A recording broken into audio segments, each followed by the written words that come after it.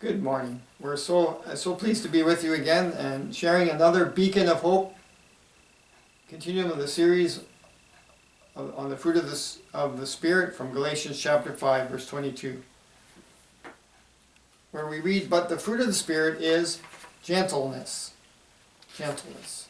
And another story that exemplifies this powerful quality, gentleness. Her scream could be heard a mile away. They knew she was in trouble and called their neighbor Richard immediately. Living next to a working milk farm provides many echoes of God's love. None so powerful as the one that they experienced late on a warm summer afternoon several years ago.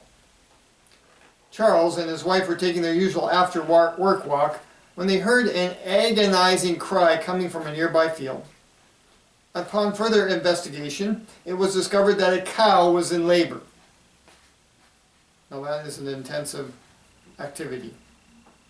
But with this particular labor, something was wrong. Something was amiss. Only the snout and a small hoof of the unborn calf stuck out from the birth canal.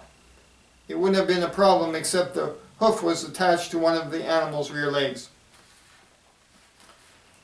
When Richard, the neighbor who owned the farm next door, arrived, he took one look and knew he had a problem. "Calf's not presenting right," he announced. "Looks like I'm going to have to help old Bessie." Well, he went to work right away, and after guiding the struggling animal to the barn, they watched in wonder as Richard, with the aid of his son, forced the cow down onto the straw. With all the strength he possessed, the farmer pushed the calf back into the mother, then reached into the birth canal with his arm, carefully repositioning the still unborn baby inside the womb. Once satisfied that things were straightened out, he grabbed a small length of chain and reinserted his arm clear up to his shoulder and looped the chain around the unseen calf's neck. Then he began pulling, feet braced against the mother's cow's hindquarters. All during the procedure, the big animal had been bawling fiercely, fighting the pain and unusual handling. Now her screams intensified fourfold. For 10 minutes the man worked, pulling, repositioning, pulling, manipulating the chain, pulling and then pulling again. During those 10 minutes, the mother cow writhed in agony, making sounds. How painful it must have been.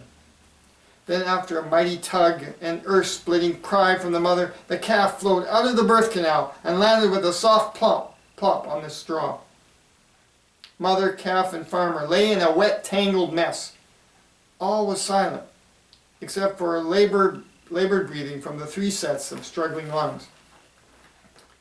Then the glib cow lifted her head and turned to where she could see her calf as the farmer backed out of the pen, chain hanging limp from his fist. "Happens all the time," he breathed. "They'll be okay now."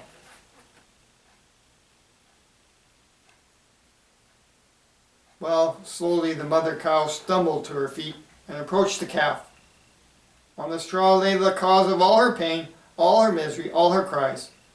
And I wouldn't, quite frankly, I wouldn't have blamed the animal, the mother, if she'd just run away and hurried out to the fields to get away from the object that had forced her to the very edge of death.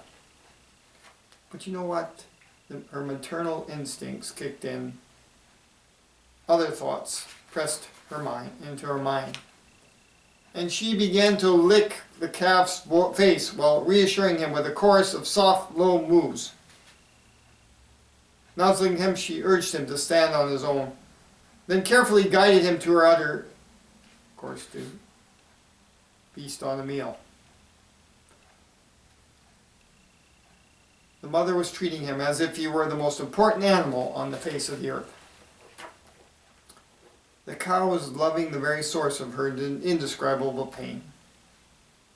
Amazingly enough, her reaction was not rejection or revenge. Instead, it was gentleness. A gentleness so filled with concern and tenderness that it was obvious she had forgotten her pain and suffering. When the Holy Spirit fills the human heart, that person begins to react differently to the anguish forced on him or her by sin. Under every circumstance, the gentle spirit, that person's gentle spirit comes through because the Holy Spirit is working in that person's heart. Echoing the love of God, they allow gentleness to serve as a reaction to the pain of life. Well, Proverbs 15:1 says something very powerful. The wise man Solomon says, "A gentle answer turns away wrath, but a harsh word stirs up anger." So let's remember to be gentle with those we come in contact with, as Christ has demonstrated for us. Amen.